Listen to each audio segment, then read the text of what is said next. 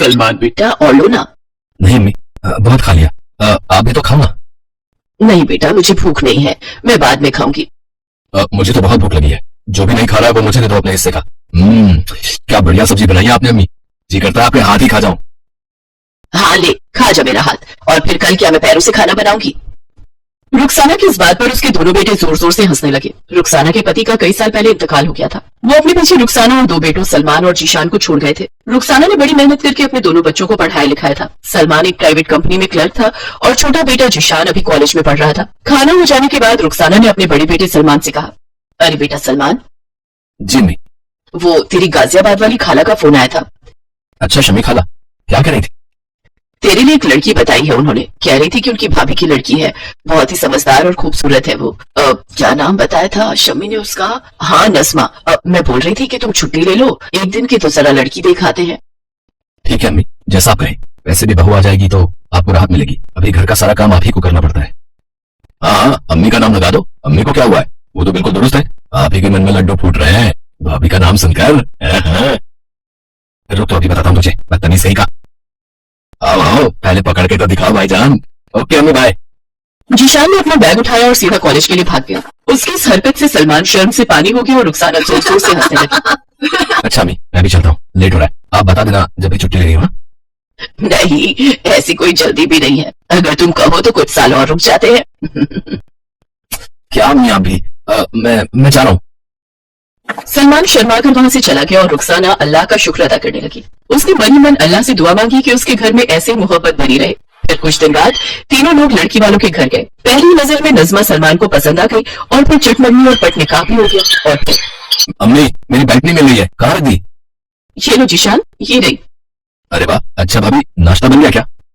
हाँ तैयार है, आप ही लेट हो, जल्दी से आ जाओ। क्या बात है भाभी, यू आर टू गुड। काश मुझे भी आप जैसी कोई लड़की मिल जाए तो जिंदगी सवर जाए मेरी भी। नज़मा वाकई बहुत ही समझदार और अच्छी लड़की थी। उसने बहुत जल्दी पूरा घर संभाल लिया और सभी उससे बहुत खुश थे। फिर कुछ दिनों के बाद बकरीद आ गई। बेटा सलमान, अल्लाह के करम से सब ठीक ठाक चल रहा है, तो कुर्बानी के बारे में क्या सोचा है? जी अम्मी, मैं छुट्टी वाले दिन बकरा खरीद लाऊंगा। सुनिए, अब वो एक बात कहनी थी। हाँ कहो ना। वो हमारे चाचा है ना, वो बकरियां पालने का काम करते हैं, तो अगर आपको बेहतर लगे तो आप उनसे ही खरीद लीजिए। वो आपको वाजिब दाम में अच्छा बकरा दे देंगे। ये तो अच्छी बात है। ठीक है सलमान बेटा, तुम नज़मा को भी अपने साथ ले जाना, इस बहाने वो अपने घर भी घुमाएगी। ठीक है अम्मी। कुछ दिन बाद सलमान नज़मा को लेकर अपने ससुराल गया और वहाँ पर उसके चाचा से बकरा खरीद लाया। बकरे की कुर्बानी हुई और फिर घर पर मटन बना। मजा ही आ गया अम्मी। आहा, इस बार मटन तेरी भाभी ने बनाया है। क्या बात है, माशाअल्लाह। भाभी मुझे तो लगा कि अम्मी ने बनाया है। हाँ, वो सारे मसाले और बनाने का तरीका मैंने अम्मी से ही पूछा था ना, इसलिए। यार भाभी आप कहाँ सलमान भाई के चक्कर में पड़ गई? कसम से मुझे पता होता ना कि आप इतनी अच्छी हो तो मैं इन्हें कहीं बांध के ना खुद आपसे निकाह पढ़ लेता। जीशान की बात पर सलमान उसके कान खींचने लगा। दरवाजे की घंटी बजी। जीशान दरवाजा खोलो, देखो शायद फकीर बाबा आए होंगे। जी अम्मी। भाई अब तुम मेरा कान छोड़ो। अस्सलाम वालेकुम। वालेकुम अस्सलाम। कैसे हो छोटे मियाँ? जी मैं ठीक हूँ, आइए तशरीफ लाइए। सलाम फकीर बाबा। खुश रहो मेरी बच्ची। और घर गृहस्थी कैसी चल रही है? सब अल्लाह का करम है बाबा, बहू क्या बेटी आई है, मेरा तो घर संभाल दिया है इसने। बहुत अच्छी बात है, अल्लाह का करम बना रहे। रुखसाना के घर जो फकीर बाबा आए थे वो कई सालों से हमेशा बकरीद के दिन ही आते थे और फिर रुखसाना के घर से कुर्बानी के बाद बना गोश्त खाकर जाते थे। उस दिन भी उन्होंने खाना खाया और फिर ढेर सारी दुआएं दी। अच्छा लगा तुम्हारी खुशियां देखकर बेटी, पर इम्तिहान आने वाला है, दिल मजबूत रखना।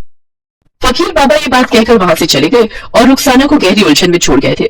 फिर एक दिन नज़मा को जीशान के कमरे की सफाई करते हुए उसकी तकिए के नीचे से एक लड़की की फोटो मिली। और फिर जीशान मियाँ, बताएंगे जरा ये कौन सी हूर की फोटो तकिए के नीचे छिपाए बैठे हो?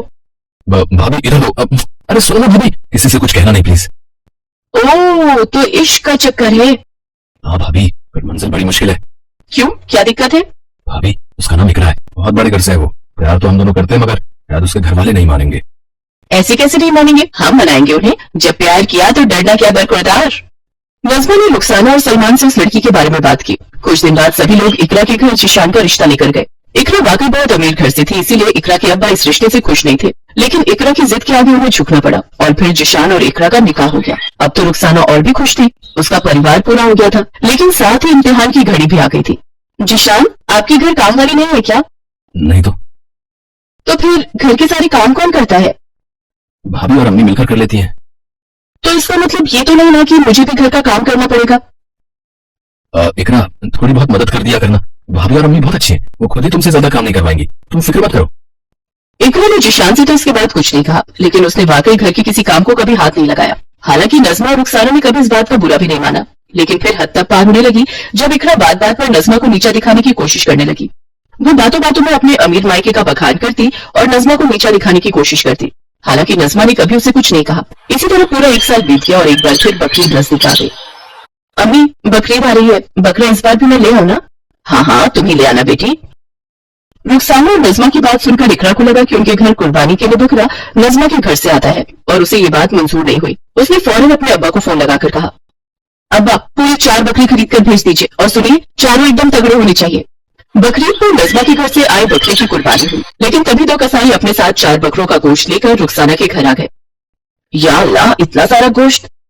लीजिए अम्मी, आपकी छोटी बहू ने 4 बकरों की कुर्बानी की है। मोहल्ले में आपकी शान बढ़ गई। अरे सभी को पता चलना चाहिए कि आपने किस खानदान से रिश्ता जोड़ा है। पर बेटी, इतने गोश्त का हम करेंगे क्या? अब दावत करेंगे और क्या, और अगर फिर भी नहीं निपटा तो फिकवा देंगे। घमंड से चूर इकरा की बातें सुनकर रुखसाना और नज़मा खामोश रह गए। वो दोनों इकरा से बहस नहीं करना चाहते थे। हक अल्लाह। अरे फकीर बाबा आ गए। सलाम बाबा। खुश रहो बेटी, और सब बढ़िया? जी आप बैठिए, मैं दस्तरखान लगवाती हूँ। नज़मा ने फकीर बाबा के लिए खाना परोसा, तभी इकरा भी वहाँ अलग से खाना लेकर आई।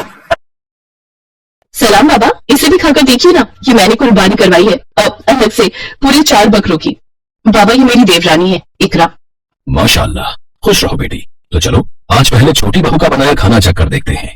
जैसे फकीर बाबा ने इकरा के खाने का एक निवाला लिया, उसे सूंघा तो फौरन उसे वापस रख दिया। क्या हुआ बाबा? मैं ये नहीं खा सकता, ये जायज कुर्बानी का नहीं है। मतलब? पर ये तो हलाल है।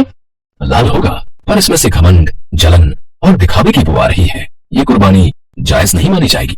कैसी बातें कर रहे हैं आप? अरे 4 बकरों की कुर्बानी की है मैंने, है किसी में दम जो इतना खर्च कर सके? तो तुम्हें हकीकत दिखानी ही पड़ेगी। फकीर बाबा ने एक प्लेट में 2 बोटियां रखी, एक नज़मा के खाने से और एक इकरा के बर्तन से। फिर उन्होंने एक दुआ पढ़ी और जैसे ही उन्होंने उन दोनों बोटियों पर फूंक मारी, नज़मा के खाने का निकला टुकड़ा वैसे का वैसा ही रहा, लेकिन इकरा के बर्तन से निकला गोश्त का टुकड़ा कोयला बन गया। ये देखकर वो चौंक गई और उसकी आंखों में आंसू आ गए। ये कैसे हुआ? ये नहीं, इसका मतलब मेरी कुर्बानी अल्लाह ने कबूल नहीं की। नहीं, क्योंकि तुमने जायज कुर्बानी की ही नहीं, लेकिन तुम चाहो तो अब कर सकती हो। अपने घमंड और दिल के मैल को कुर्बान कर दो, तो ये कुर्बानी बिल्कुल जायज होगी। इकरा को फकीर बाबा का इशारा समझ आ गया था। उसने सबसे पहले नज़मा से और फिर रुखसाना से माफी मांगी। इसके बाद से इकरा बिल्कुल बदल गई और नज़मा की तरह बनने की कोशिश करने लगी। बानो बेगम की 5 बहुओं में से 4 बहुएं सलमा, नगमा, रशीदा और नदीमा बहुत ही खड़ूस स्वभाव की थी, जबकि सबसे छोटी बहू अमीरा बहुत ही अच्छे स्वभाव वाली थी। वो हमेशा गरीबों की मदद किया करती थी। अल्लाह के नाम पर मुझ गरीब को दे दो रोटी बेटी, अल्लाह से तुम्हें जन्नत वसूल हो। जाओ बूढ़ी मियाँ, अभी तुम्हें दे दिया तो कोई दूसरा मांगने आ जाएगा। भाभी जान, कितनी देर से रशीदा और नदीमा तैयार बैठी है। सहरी और इफ्तारी का सामान लेने जाना है, कल से रोजे शुरू है, फिर बाजार में भीड़ लग जाएगी। हाँ भाभी, बाजार में तो एक की बहुत रौनक है, बहुत ही बढ़िया डिजाइनर सूट आए हुए हैं। मैंने तो पहले इनसे कह दिया है 10,000 से कम का सूट नहीं खरीदूंगी, कम से कम 2 सूट तो खरीद ही लेंगे, एक सुबह की नमाज के समय पहनने के लिए और एक शाम को ईद की पार्टी के लिए। ये अमीरा कहाँ गई? कुछ रोटियां रखी थी, वो उन बूढ़े मियाँ को दे रही है। खुश रहो बेटी, अल्लाह तुम्हारी हर मुश्किल में हिफाजत करे। शुक्रिया बूढ़े मियाँ, आप आराम से ये रोटी खा लो, और ये कुछ रोटियां और सब्जी मैंने पोटली में बांधी है, आप घर भी ले जाना। बूढ़ा व्यक्ति अमीरा को ढेरों दुआएं देकर वहाँ से चला जाता है। अमीरा आओ, तुम बाजार चलोगी या हम चले जाएं? भाभी जान, आप चारों हो आओ। अम्मी जान पीछे से अकेली है और उनके घुटनों में भी दर्द है, मैं उनके घुटनों पर तेल लगाने जा रही हूँ। ठीक है, जैसी तुम्हारी मर्जी, चलो हम चारों बाजार चलते हैं। अमीरा बहू, तुम्हें भी बाजार जाना चाहिए था, तुम अपने लिए भी ईद का कुछ सामान खरीद लाओ। कोई बात नहीं अम्मी जान, मैं फिर किसी दिन चली जाऊंगी, अभी तो ईद को समय है, लाओ मैं आपके घुटनों की मालिश कर देती हूँ। या अल्लाह, मेरी बहू अमीरा बहुत नेक दिल है, ऐसी बहू अल्लाह सबको दे। अमीरा बहू, ये लो कुछ रुपए मेरे पास जुड़े हुए हैं, ये गरीबों में कुछ सामान बांट देना। ठीक है अम्मी जान, मैंने भी कुछ सामान खरीदा है, ईद के दिन सब कुछ एक साथ ही बांट आऊंगी, आप भी मेरे साथ चलना। अमीरा बहू, ये चारों इस बात को भी नहीं समझ रहे हैं, रोजे रखने का असली मकसद तो ये जानती है। ये चारों इस बात को भी नहीं समझ रहे हैं, रोजे रखने का असली मकसद तो ये जानती ही नहीं है। हमारे पास अल्लाह का दिया सब कुछ है, पर इन चारों के आ जाने के बाद असलम, अहमद, रहीम और करीम बिल्कुल बदल गए हैं। अल्लाह का शुक्र है कि तुमने मेरे बेटे इकबाल को बदलने नहीं दिया। वो आज भी गरीबों की मदद के लिए सबसे आगे रहता है। अमीरा बहू, इस्लाम के मुताबिक जिस मुसलमान के पास भी इतना पैसा या संपत्ति हो कि वो उसके अपने खर्चे पूरे हो रहे हो और वो किसी की मदद करने की स्थिति में हो, तो वो दान करने का पात्र बन जाता है। जकात के बारे में पैगंबर मोहम्मद ने फरमाया है, जो लोग रमजान के महीने में जकात नहीं देते हैं, उनके रोजे और इबादत कबूल नहीं होती है, बल्कि धरती और जन्नत के बीच में ही रुक जाती है। पर इन्हें ये बात समझ नहीं आ रही। फितरे की रकम भी गरीबों, बेवाओं व यतीमों और सभी जरूरतमंदों को दी जाती है। इन सब के पीछे सोच यही है कि ईद के दिन कोई खाली हाथ ना रहे, क्योंकि ये खुशी का दिन है। अल्लाह ताला ने ईद का त्योहार गरीब और अमीर सभी के लिए बनाया है। गरीबी की वजह से लोगों की खुशी में कमी न आए, इसलिए अल्लाह ताला ने हर संपन्न मुसलमान पर जकात और फितरा देना फर्ज कर दिया है। पर मजाल है कि आज तक इन चारों ने कभी किसी गरीब बेसहारा को जकात और फितरा दिया हो। ये अल्लाह ताला से डरती नहीं है, इन्हें सिर्फ अपने आप से मतलब है। कहते कहते बानू बेगम उदास हो गई। अमीरा बहू, जब तक इनके अब्बू जिंदा थे, हमारे घर से हर साल जकात और हर ईद पर फितरा निकलता था। हमारे घर में पूरा महीना रोजे के दिनों में गरीबों को जरूरत का सामान दिया जाता था, पर अब ये सब मस्त हो गए। बानू बेगम का चारों बहुओं के कारण मन बहुत खराब था, पर अमीरा उसे उदास नहीं रहने देती। वो उसका पूरा ख्याल रखती है। रोजाना रोजे के दिनों में अमीरा जल्दी उठ जाती और सबके उठने से पहले सेहरी का सामान बनाकर तैयार करती थी और पूरे परिवार को खिलाती। पर कभी भी सलमा, नगमा, रशीदा और नदीमा समय पर नहीं उठती थी। वो तो तब उठकर आती जब सारा खाने पीने का सामान अमीरा बना चुकी होती थी। पर अमीरा ने कभी भी किसी से कुछ नहीं कहा। वो खुशी खुशी अपना फर्ज निभाती थी। रोजे के दिनों में अमीरा अपने शोहर इकबाल के साथ रोजाना अनाथ बच्चों, बूढ़ों और बेसहारा लोगों को ढेर सारा सामान बांट कर आती थी। गरीब और अनाथ, बेसहारा, मजबूर सब अमीरा और इकबाल को ढेरों दुआएं देते थे। सुनो जी, ये क्या चल रहा है? घर में जब देखो अमीरा और इकबाल घर के पैसों को मुफ्त में बांटते रहते हैं। ऐसे कैसे काम चलेगा? भाभी जान सही कह रही है, हम फालतू के खर्चे करते रहेंगे तो अपने लिए कब छोड़ेंगे? इकबाल, बस बहुत हो गया। ये रोजाना तुम इतने सामान गरीबों में बांट आते हो। अरे कुछ तो सोचा करो, ऐसे तो फालतू खर्चे और बढ़ते जाएंगे।